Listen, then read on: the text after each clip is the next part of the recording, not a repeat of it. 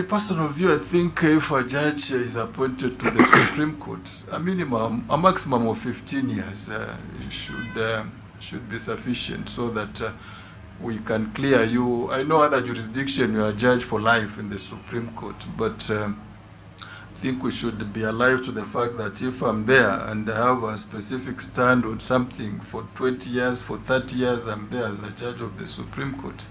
I think we need to look into this aspect of being there for 25 years. A High Court judge, it's understandable, but I think we should come up with an idea of a maximum of 15 years. In any case, when you go there, you are 50 plus, 15 years will be 65, which means the minimum retirement, the voluntary retirement of a judge. So maybe JSC can look at that. To me, the moment a case delays, it raises suspicion.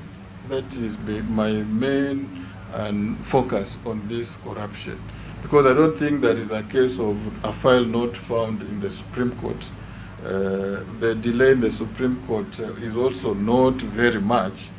But for me to enhance the trust is to ensure that we deliver justice as fast as possible.